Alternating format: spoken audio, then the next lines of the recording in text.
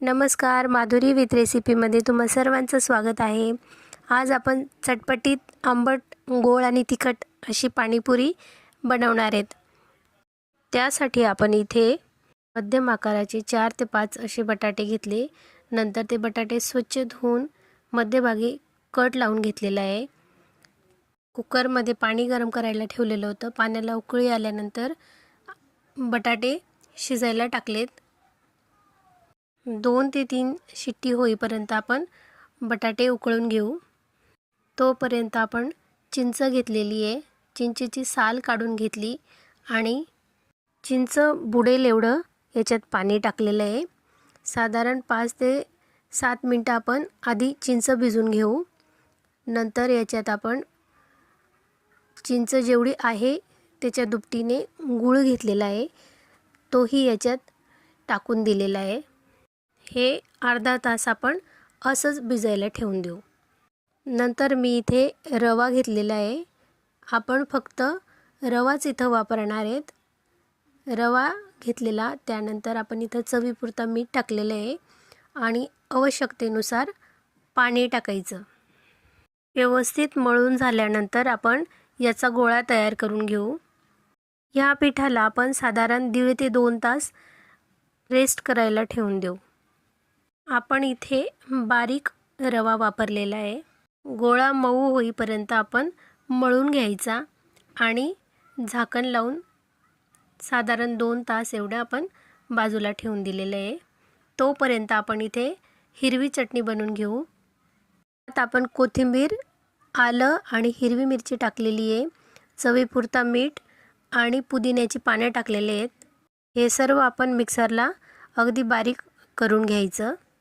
तर आपण इथे बटाटे घेतलेले आहेत, त्यात आपण बारीक चिरून घेतलेले कांदे टाकले, कोथिंबीर टाकली आहे, चवीपुरता मीठ आणि लाल मिरची पावडर टाकलेले आहे।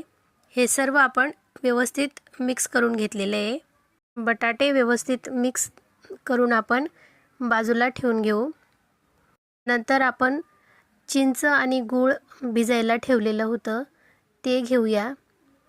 चिंच आणि गूळ अगदी व्यवस्थित भिजून गेलेले आहेत। चिंच आणि गूळ पूर्ण मिक्स होईपर्यंत मी इथं मिक्स करून घेतलं आणि चिंचेचे साल आणि बिया होत्या त्या बाजूला करून घेतल्या। यातील सर्व बिया आणि साल बाजूला करून घेतलेले आहे। आपण बघू शकता अगदी घट्टसर अशी चिंचेची चटणी तयार करून घेतलेली आहे। त्यानंतर आपण पुऱ्या बनवण्यासाठी आपण रव्यापासून कणिक तयार केली होती, ती अगदी मऊसूत झालेली आहे।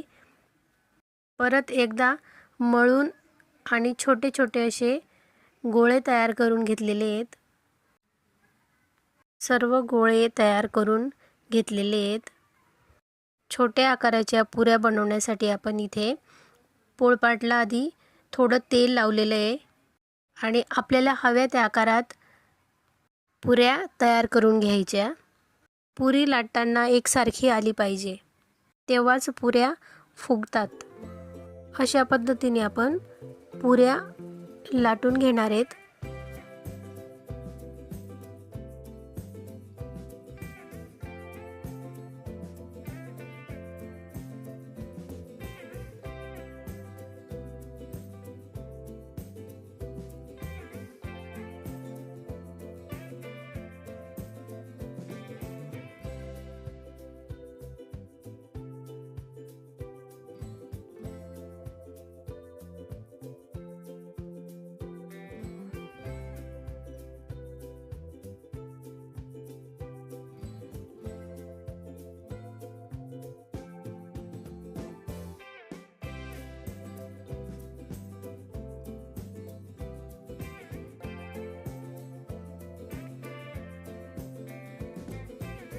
पुऱ्या तयार झाल्यानंतर आपण इथे तयार करून घेतलेली हिरवी चटणी घेणार आहेत।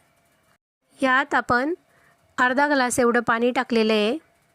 चवीपुरता मीठ टाकायचं आहे आणि अर्धा चमचा आमचूर पावडर टाकलेलं आहे। गार्निशिंगसाठी पिवळी बुंदी टाकलेली आहे। चटणी आपण व्यवस्थित मिक्स करून घेणार आहेत।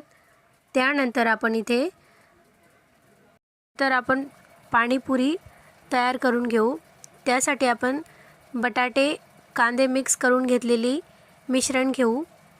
नंतर यात आपण तयार करून घेतलेली चिंचची चटणी टाकून घेतलेली आहे। नंतर हिरवी चटणी टाकायची आहे, बारीक शेव, कोथिंबीर, तिखट, आंबट, गोड, चवीला एकदम चटपटीत अशी पाणीपुरी आज आपण बनवलेली आहे। बाहेरचं खाण्यापेक्षा आपण घरीच अशा पद्धतीने बनवायचं आणि एकदा नक्की ही रेसिपी बनवून बघा। ही रेसिपी नक्कीच ट्राय करा आणि आवडली असल्यास कमेंट करा, लाईक करा आणि चॅनलला सबस्क्राईब करा। आपण पुन्हा भेटूया पुढच्या रेसिपीत। माधुरी विथ रेसिपी या आपल्या चॅनलला सबस्क्राईब करायला विसरू नका।